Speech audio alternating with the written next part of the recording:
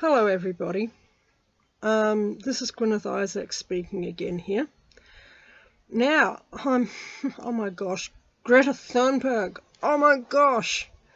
You know, she is being so used by the adults around her, shamefully so. She had her speech at the United Nations, which has kind of gone viral.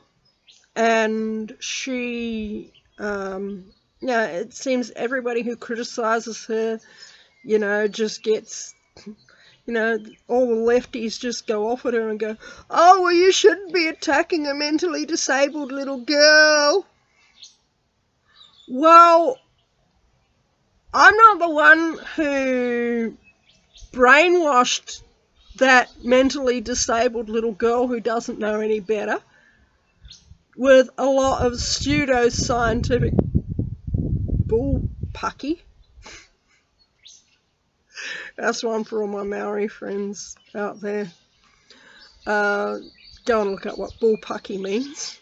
Okay, it means bull something. I'm not the one who released this creature onto the world. I'm not the one who, filled her so full of fear she can probably hardly sleep at night for something that, has always happened anyway. The climate goes through cycles. And at the moment we're heading into a Maunder minimum, which is actually producing going to produce ice age type conditions, not global warming. But now it's climate change and it's all people's fault. And I've heard such atrocious rubbish, like from the CO2 psychos out there. That's all I can think to call them. They say that the sun has nothing to do with global warming or climate change. What the hell? Oh my gosh! The sun has 11-year cycles. And, these 11-year cycles directly relate to climate cycles on the Earth. Some years are hotter, some years are cooler. It's got nothing to do with mankind. We couldn't influence what happened on the sun if we tried, because it's so much huger than the Earth. The Earth is like a pea compared to a basketball, compared to the size of the sun. And, for all of you out there, I actually trained as an environmental scientist at the University of Melbourne. And one of my main lecturers was actually Tim Flannery himself. Professor Tim Flannery. I think I know what I'm talking about. Now, Tim's getting a lot of research grants. No doubt. That's why he's, on the climate change bandwagon, because it's a fucking cash cow. Woohoo! Yeah, but, I'm not getting paychecks to tell you that CO2 climate change is a lot of effing bullshit. Actually, oh my gosh. There is human-induced climate change, I have to admit it. Look up in the air on any fine day and you will see planes spraying something up there. Apparently it's got a lot of aluminium dioxide in it, and aluminium dioxide sucks the water vapor out of the air and reduces rainfall. And they've got big microwave antennas, like HARP, for instance, that, can steer cyclones. There's patents out for this sort of thing.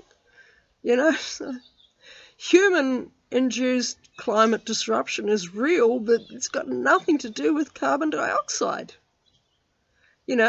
At times in the past, whenever you believe that the dinosaurs were on the Earth, at some stage there were dinosaurs on the Earth, okay? And when there were dinosaurs on the Earth, the CO2 levels that they can read from the fossils and from the carbon levels and the CO2, the carbon that's together with the dinosaurs, it indicates that the CO2 levels were somewhere in the range of 40% of the atmosphere. It might not be that high, but it's like fractions and fractions and fractions of 1% now. And the greenery that was growing on the earth at that time, the whole earth was one lush tropical rainforest. And who would not want to live in a lush tropical rainforest? Wow, maybe without T-Rexes running around. I think that having to live there with the T-Rexes would be a bit much, or, whatever it was, the, velociraptors and all them. But CO2 is phenomenally good for plant growth. It's so good for plant growth that if you are a horticulturist, and I wouldn't say I'm really, that's something I'm academically trained in is horticulture, but I know that if horticulturists want their greenhouses to go bananas, literally, with bananas in a cool climate, what they do is they pump the greenhouse full of carbon dioxide gas. They go out and buy canisters of CO2 and they raise the CO2 level in the greenhouse, and the greenhouse turns into a lush tropical rainforest, because that's what CO2 in the atmosphere does. Okay, guys, it's not going to burn you up. For crying out loud, stop it. Stop.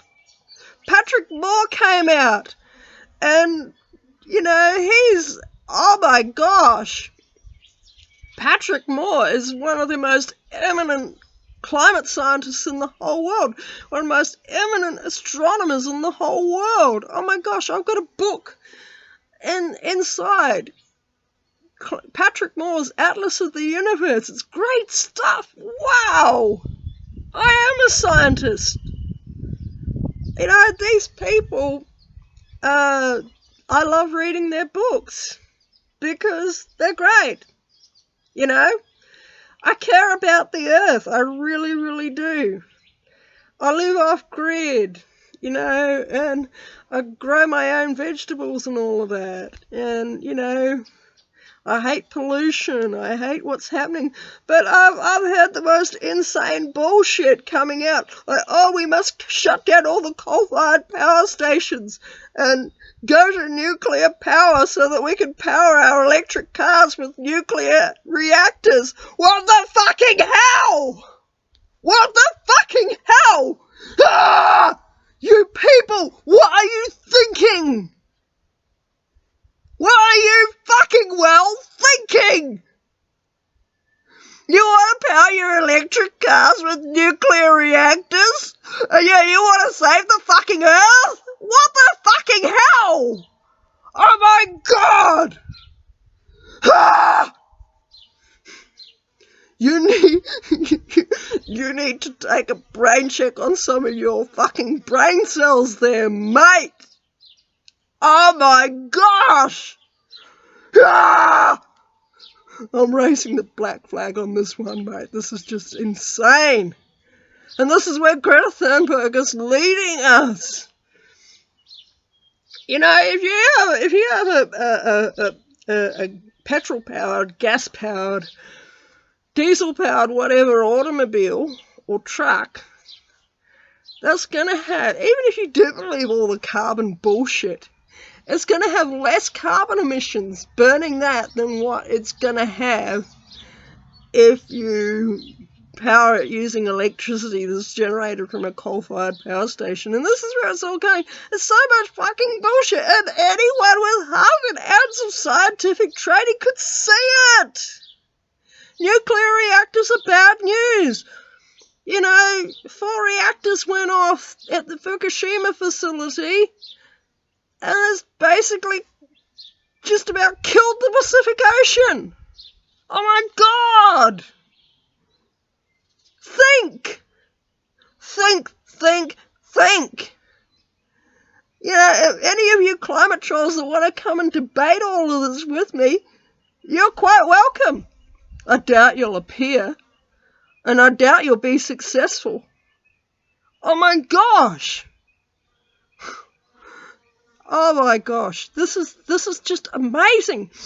This is funded by the UN, okay, and it's funded by the Vatican to be a climate indulgence scheme, okay, leading off a business model that the Vatican invented during the Middle Ages called indulgences. And if you want to know what an indulgence is, you pay the Vatican a certain amount of money and you get to sin as much as you want.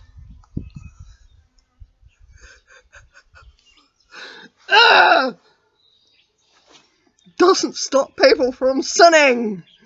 And it won't stop people from emitting CO2, because guess what? You're a CO2 emitter. Did you know that CO2 is half of the human breath cycle? We breathe in oxygen and we breathe out CO2. So if you want to reduce your CO2 emissions to zero, do you know what you need to do?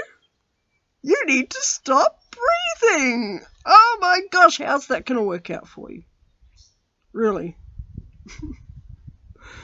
I've got a lot of really good friends who have bought into this whole, carbon emissions fucking bullshit, which is what it is. They haven't stopped to think that CO2 is half of our breath cycle. Back in the day of the dinosaurs, when, the Earth had, hugely higher CO2 levels, that the whole world was one big tropical paradise. They don't stop to think that the oceans are actually really, really effective at buffering CO2 levels, that's part of their function. Oh, as long as the bacteria and algae and corals and little phytoplanktons and all the rest of it, and zooplanktons can do their job, which they can't if the world gets full of nuclear radiation from all these nuclear reactors that you're going to build, or that you're going to keep going all around the world's coastlines, because you've got to have some form of electricity, and you can't use coal-fired power stations because it's going to kill the planet. You fucking morons, get a grip. Oh my gosh. I got kicked. I didn't get kicked off. One of my posts got banned from a particular favourite Facebook group of mine this afternoon. I was, they say you shouldn't have political posts on this particular group, but,